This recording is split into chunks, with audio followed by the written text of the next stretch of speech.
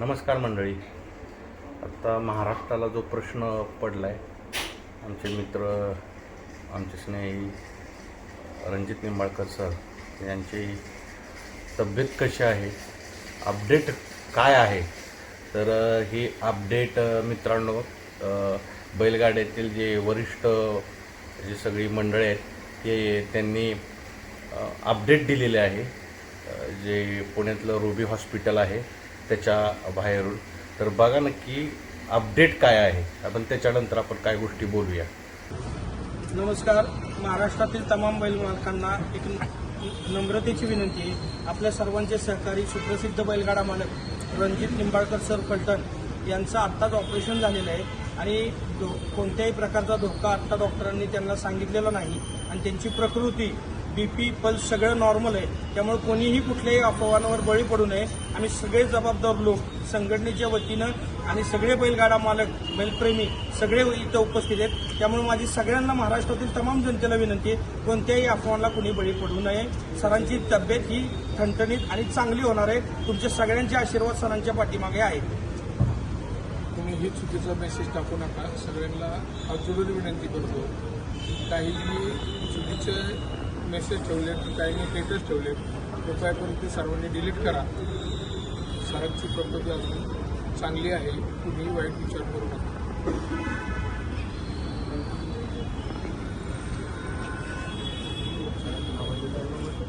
महाराष्ट्राची जेवढी तमाम जनता आहे, सगळे गाडा मालक, चालक सरांवर प्रेम करणारे, फक्त सरांना आशीर्वाद द्या.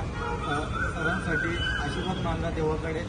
सरांना लवकरात लवकर बरा होऊ द्या. माझ्या सरांना, माझ्या मित्राला, माझ्या भावाला, हीच मी सगळ्यांना प्रार्थना करतो.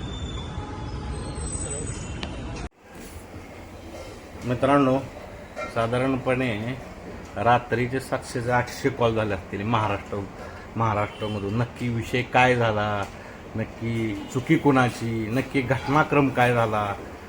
तर ह्या सगळ्या गोष्टीविषयी लोक विचारत होते. जसं मी मागेही म्हटलेलं आहे की ती कनेक्टिव्हिटी नसते, म्हणून ते आमच्याशी कॉन्टॅक्ट साधत असतात. छोटासा दुवा असतो माध्यम म्हणून जे काय गोष्टी ज्ञात होत्या त्या सांगितल्या. मित्रांनो, हा घटनाक्रम काय झाला ह्याच्याविषयी आत्ता भाष्य करणं हे चुकीचं ठरेल. कारण काय माहिती आहे का, हे जे प्रकरण आहे हे न्यायालयीन प्रविष्ट आहे, न्यायप्रविष्ट आहे आता. तर ह्या गोष्टीवर मी भाष्य करणं एका जबाबदार नागरिकाला हे योग्य नाही. कारण पोलीस आपलं काम करतात, न्यायालयीन प्रक्रियाही सुरू झालेली आहे. तर आपण एखादं भाष्य देणं हे मला वाटतंय योग्य ठरणार नाही. आमचे स्नेही, आमचे मित्र रणजित निंबाळकर सर, नेहमी त्यांच्या बोलण्यात लोकशाहीचा उल्लेख असायचा. लोकांनी लोकांसाठी, लोकांकरिता चालवलेलं राज्य म्हणजे लोकशाही. मित्रांनो, तर त्याच लोकशाहीवर आपण विश्वास ठेवला पाहिजे. योग्य न्याय सरांना नक्की भेटेल. पण सगळ्यात महत्त्वाची आत्ता गरज काय आहे? गरज आहे मित्रांनो आपल्या दुवेची. कोण बरोबर, कोण चुकीचं, ह्याला कमेंट्स केली, त्याला कमेंट्स केली, हे करण्यापेक्षा मित्रांनो आपण जे आपली श्रद्धास्थान आहेत, आपण ज्यांना मानतो, तिथं जाऊन नमन होऊन दुवा केली पाहिजे की रणजित निंबाळकर सर या संकटातून माघारी यावत, म्हणून आपण दुवा केली पाहिजेत आणि येतील असं मला वाटतंय. कारण काय आहे, अनेक त्यांच्या आपण म्हणू फॅन्स असतील त्यांचे, आणि जे नंदी प्रेम आहेत ते त्यांना ॲक्च्युली दुवा मागायला सुरुवात ही केलेली आहे, दुवा मागतही असतील. तर त्यामुळं निश्चित एक बघू आपण एक चांगल्या पद्धतीचं आपल्याला बातमी भेटेल आणि निंबाळकर सर पूर्ण आपल्याला त्याच जोशात आणि त्याच आपण म्हणू त्याच शैलीत आपल्याला दिसतील आणि पुन्हा बैलगाडी क्षेत्र गाजवतील. असो, अजून एक विषय की काय होतंय, स्पेशली एखादी पोस्ट ग्रुपमध्ये फिरली काहीतरी, एखादी व्हिडिओ फिरला तर त्याची तुम्ही पुष्टी करा ही बरोबर आहे का, तरच फिरवा. म्हणजे काय होतंय, कोण एक पोस्ट टाकतंय, ती पोस्ट सगळीकडे फिरली जाते, तर त्याची पुष्टी करा ना मित्रांनो.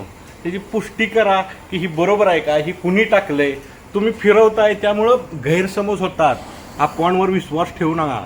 ह्या गैरसमजामुळं अफवा अफवा तर तयार होतातच, पण बैलगाडी क्षेत्र एक वेगळ्या दृष्टीनं चाललंय असं होतं.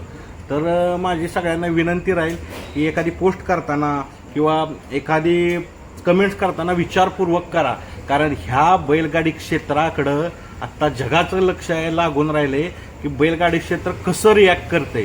तर आपण विचार करा, विचार करूनच रिॲक्ट करा, तरच आपल्याला मला वाटतं एक चांगल्या पद्धतीनं सगळ्या गोष्टी होतील. तर ह्या गोष्टी झाल्या. आता तुम्हाला सांगतो, संघटना असेल, संघटनेनं बघा, संघटनेचे जे आपले ज्येष्ठ पदाधिकारी आहेत, अधिकारी आहेत, ज्येष्ठ पदाधिकारी आहेत, त्याच्यानंतर ज्येष्ठ बैलगाड्यातील मालक आहेत, त्या ठिकाणी रुबी हॉल मला वाटतं पुण्या शेजार, तर तिथं उभे होते आणि त्यांनी तिथं उभं राहण्याचं कर्तव्य पार केलं. म्हणजे संघटना एका कुटुंबाप्रमाणे उभी आहे आणि कुटुंबातल्या एका सदस्याला जर अडचणीत काय झालं असेल किंवा त्याला अडचण आली असेल तर ही मंडळी उभं राहतात. त्याबद्दल म्हणजे आपण म्हणू त्याबद्दलच हे संघटना तयार केलेलं आहे की सर्वांचं लोकहिताचं काम व्हावं, सर्वांना न्याय भेटावा.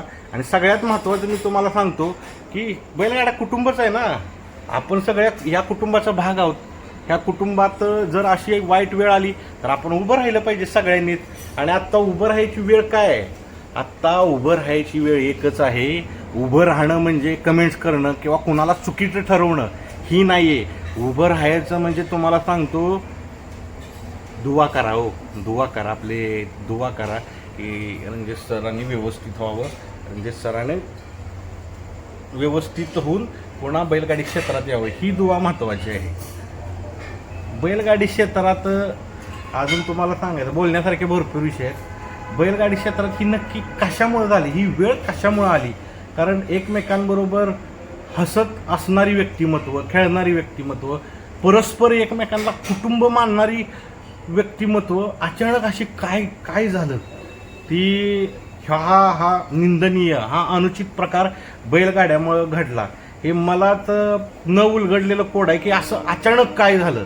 आणि मला IQ गोष्टीत बोलण्यात म्हणजे असं स्वारस्यही वाटत नाही आणि ती न बोललेलं बरं. IQ कुणाच्या तरी IQ गोष्टी काहीतरी सांगणं, तुम्हाला मिसइन्फॉर्मेशन देणं हे मला योग्य वाटत नाही. मित्रांनो, मी जसंच सांगितलं, हे पूर्ण प्रकरण न्यायप्रविष्ट आहे आणि पूर्ण घटना प्रविष्ट आहे. पोलीस दल काम करतंय, न्यायालयीन प्रक्रिया सुरू झाली, त्यामुळं आपण त्याच्यावर न भाष्य केलेलं बरं, ही मागाशीच सांगितलं. पण मला पुन्हा प्रश्न उभा राहतोय की हे नको व्हायला पाहिजे होतं, पण हे का झालं याचा शोध आपण सगळ्यांनी विचार केला पाहिजे की हे क्षेत्र इथपर्यंत का गेलं. आता अनेक लोकांनी प्रत्येकानं थिअरी सांगितलं, हे असं झालं म्हणून असं झालं, असं झालं म्हणून असं झालं. अनेक न्यूज चॅनल्स असतील, पोर्टल असतील, यूट्यूब चॅनल्स असतील, त्यांनी आपापले वर्जनं, आपली जी वर्जन आहे, त्यांना जी IQ माहिती, त्यांच्या सूत्रांना जी सांगितलं ते त्यांनी पेश केलं. आता खरा तपास पोलीस दल घेतच आहे आणि न्यायालयीन प्रक्रिया सुरू झाली, तुम्हाला आत्ताच सांगितलं. तर मला वाटतं यावेळेस आपण रिॲक्ट व्हा, पण रिॲक्ट विचारपूर्वक व्हा. आणि तुम्हाला जसं सांगितलं, अफवा, आपल्यामुळे एखादी अफवा पसरत असेल तर विचार करा, कोणी पोस्ट केली, का केली, त्याचा परिणाम काय होईल. तर हे लक्षात ठेवा. मित्रांनो, मी आत्ता मुंबईत आहे, एका कामानिमित्त आलो होतो. कालच्या धरून मला कॉल येतात. मित्रांनो, अक्षरशः तुम्हाला सांगतो, मला हा धक्काच आहे. काय बोलावं काय सुचना. आणि म्हणजे काय सांगू, दोन्हीही व्यक्ती जर तुम्हाला 2 दिवसापूर्वी बोलत असतील, 2 दिवसापूर्वी जर तुमच्याशी डिस्कस करत असतील, जर दोन्ही व्यक्ती एकमेकांना कुटुंब मानत असतील, तर ह्या प्रकार होतोय. म्हणजे मला खरंच ह्या घटने मागं खूप गोष्टी आहेत, वेगवेगळे पदर आहेत ह्या गोष्टीला. तर हे पदर कालांतराने उलगडणार आहेत. पण असल्या घटनेला वेळ आणि काळ हे औषध असतं. तुम्हाला सगळ्या गोष्टी वेळेनुसार आणि काळानुसार तुम्हाला स्पष्ट होणार आहेत. तर आपण ती वेळ आणि तो काळ आपण दिला पाहिजे. तुम्हाला सगळ्या गोष्टी कळणार आहेत. आत्ता भाष्य करणं किंवा एखाद्या अफवा पसरवणं किंवा एखादी गोष्ट सांगणं चुकीच्या पद्धतीनं रंगवणे हे मला योग्य वाटत नाही. पोलिसांना काम करू द्या, न्यायालयीन प्रक्रियेला त्यांचं काम करू द्या. आपल्याला घटनेवर आपल्या विश्वास आहे, लोकशाहीवर आपल्याला विश्वास आहे. नक्की रणजित निंबाळकर सरांना न्याय भेटेल.